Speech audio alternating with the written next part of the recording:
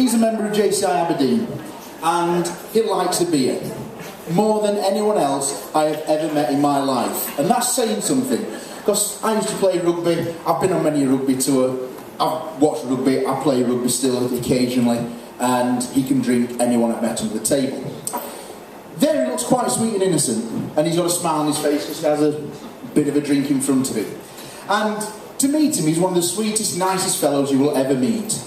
He's very polite, very courteous, and he's also very generous when it comes to getting beers in and passing around to everyone. But he is ultimately evil, as that picture shows there. And I think you'll see that he does represent, or he's the spitting image of this gentleman, who, if you haven't seen it, that's the new dictator of South Korea. He imprisons 200,000 people in work camps, and Stanley Yau just gets people absolutely smashed. To the point somebody on Stanley's Facebook page created that and pointed it up for him. Let's hope that never happens in real life. Yeah, so it's obviously cold there when that was taken, a bit of snow on the ground. Talking themselves. Oh, that went quick. There we go. Right, so I first met Stanley on our annual train pub crawl last year, and that's us all at a station in somewhere between here and Huddersfield. There's Ollie there with his arms up. He's a bit of a special lad. He's over there. He gets out occasionally. And you might think, if Stanley's a member of JCI Aberdeen, why is he coming down to JCI Barnsley? Because it's 373 miles. It's a hell of a trek just for a beer. Well, they are our twin chamber, and they twinned with us a few years ago. And the person who masterminded the scheme is coming up in a minute. It's a long way into 373. So that's why, because yeah, as I say, they're our twin chamber. I think it's at 5:30 this afternoon, so I'm not 100% sure of the order. But that's the proof of the twinning agreement. That's Stan, that's Debbie, who's up there, waving as well now. And he makes a trip at least 2 or 3 times a year to come down and see us. Because we're legendary for our parties. That's the guy who set up the twinning agreement. That's Steve, dressed as a condom at a fancy dress party. I'm not quite sure why he was, but he likes getting dressed up. You what? He's superheroes. He's condom man. Okay, he's condom man. One I've never heard of. But yeah, so he came up with it, and that's when it was actually signed. But it was this gentleman who signed it in his own blood and sold his soul to Stan. That's Dan Lally, who was the then president. And as you can see, Steve keeping his head well down at the back. Not wanting responsibility for it ultimately. Yeah, that's him at this year's dinner with some butterflies on him. It was just a pretty picture, so I thought I'd put it in there. He was very drunk at that point in time. This was at Ardsley House this year, where he absolutely caned everyone, really, didn't he, to be fair? He got everyone very drunk, apart from himself. He seems to have a tolerance to it. That was the tray left after a recent national convention, after an hour party in his room at 5 AM in the morning, and that's what was left for the staff to tidy up the next day and get rid of.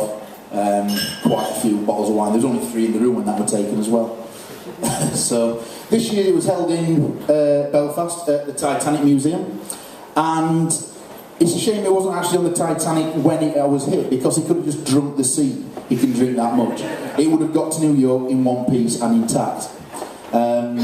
It's also coincidental that the night after that, that's when the rioting in Belfast started.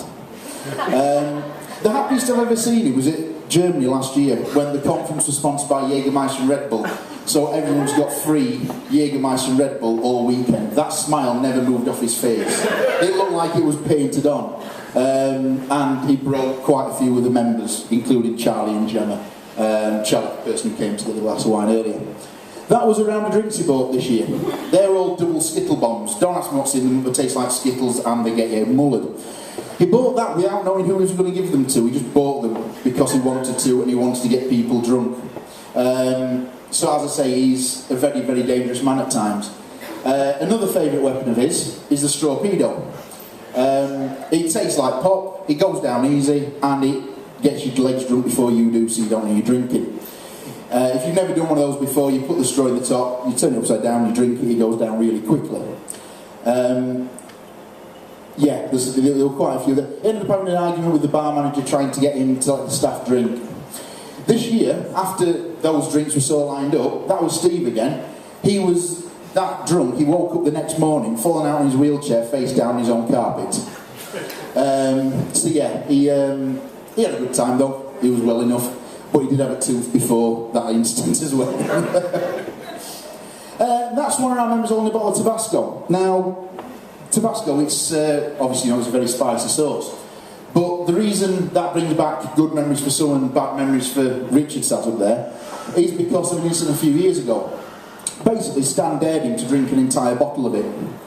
Neat. And there's video proof of it as well from a video that's on YouTube of him doing that. After he'd done that, he got up and high-fived everyone. He then went to the loo and was very, very ill for the next 3 days.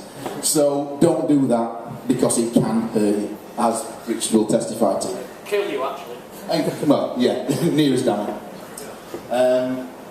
To the point now, he's just decides to put pegs in his face because he can.